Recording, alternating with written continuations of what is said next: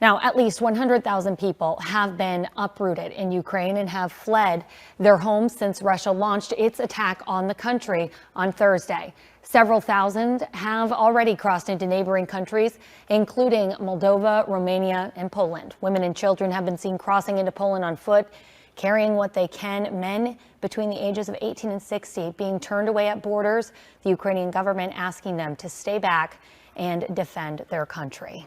Well, we have been working really hard to provide some valuable insight and perspective about Russia's decision to declare war against Ukraine. Today, we get that perspective from Anna Sazonov. She is the executive director of the Columbia Jewish Federation. Thank you so much, Anna, for being here. We know you have family in Ukraine, so let's start there because that's really what's most important. How are they doing? First of all, thank you for having me. I'm really glad that I have the ability to share the perspective to others. So my immediate family, my parents are in Israel, and they made it back to Israel 2 weeks ago. Wow. Yes, but my extended family is in Ukraine. They're on the western part of Ukraine.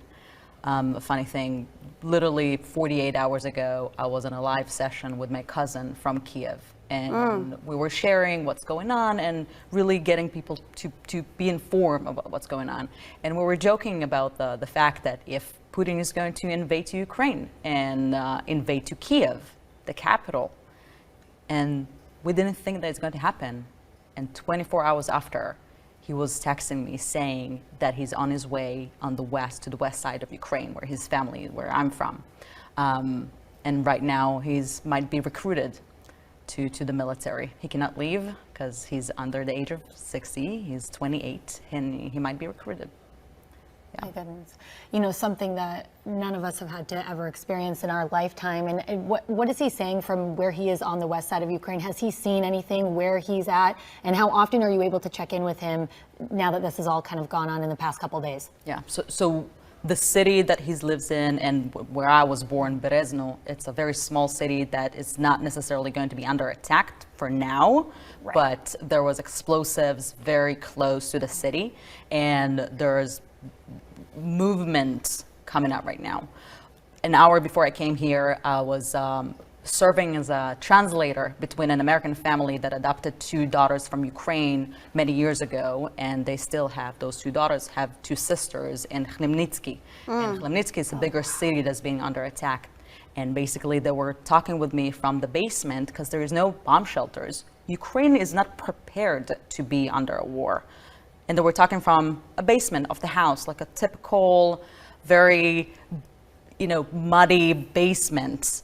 And they were crying and saying, I don't know, how can you help us? Because the family was offering money or helping to provide, to help them cross the border. And they said, we cannot leave the house because there is bombing, shooting everywhere. We're afraid. We don't know what to do. The Ukrainian people are not used to being in such a situation.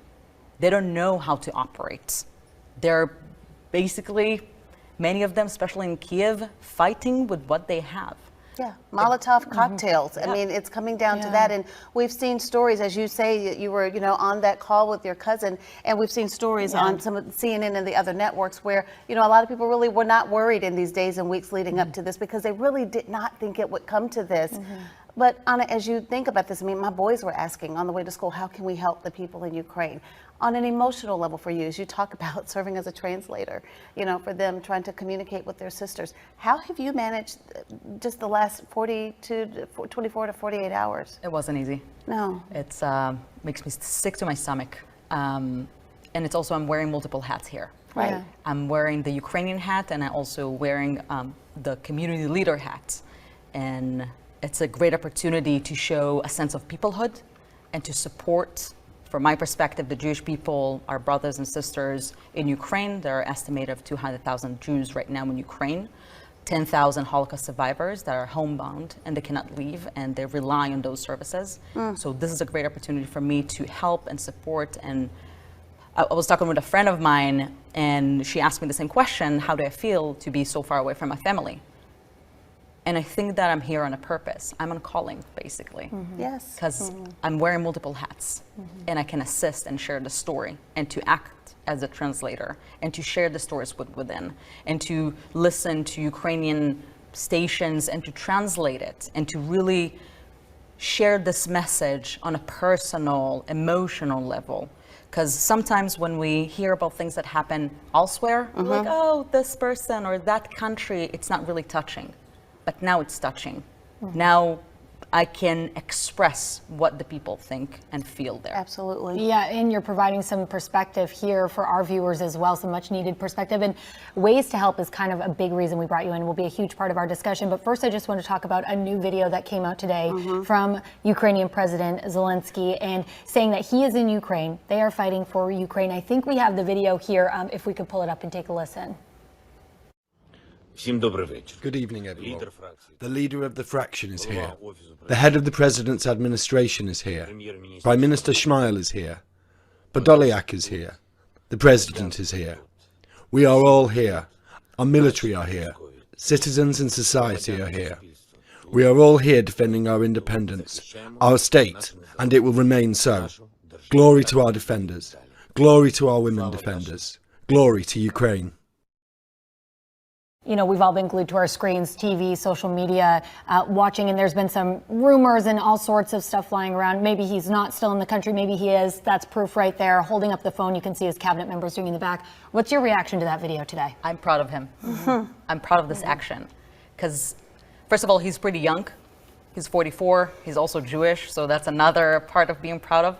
And he's not coming from the political world. So I think we see and experience a new way of leadership. And when things start to escalate, he basically went to visit soldiers on the borders and to check on them to see how they're doing. And this is, I look at him and I say, this is a brave leader. He's there with the people, fighting with them. And I'm following his social media and as well his website, and he announced different things and give speeches multiple times a day because he want his citizens to be informed of what's going on. And he said it from the get-go, I'm going to be transparent with everything that's going on. I'm here with you. We're not afraid. We're here together. We're here to fight for Ukraine. And I just want to mention, what we experience right now not only started in 2022, it started back in 2014. So the Ukrainian people been under threatened in the past 8 years. There were so-called war going on the eastern part of Ukraine for 8 years. Now it's really getting to a mass explosion and a mass activity. So the Ukrainian people fighting for their homes. And I think once you have the spirit, nothing can break you. Yes, and we're seeing some of that. I know, there will be plenty of political analysis in the days and weeks ahead and even for years to come.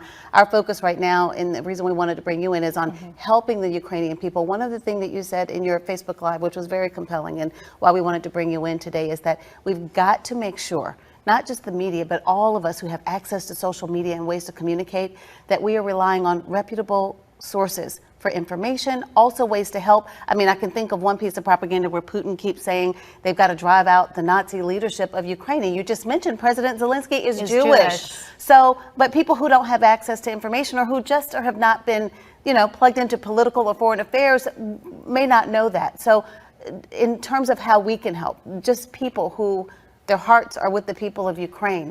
What are some reputable ways that we can reach out? You're absolutely right about relying on reliable sources and go to official governmental sites of Ukraine. And again, President Zelensky is doing an amazing job to inform the people, inform the community, inform the international community what's going on. Everything is being translated pretty fast, also into English on his site. You can see the video, but then there is a written translation of what he's saying. So this is a great opportunity to get informed of what's going on top of that, different social media pages. And I think what the Ukrainian people need is to know that the world and the people of the world are here with them, supporting them. They're not alone. One of the things that I said in a conversation with the family that's trying to figure out what to do, I told them, the world is with you, and that calmed them down. Because right now they feel isolated, and we need to support them in that way.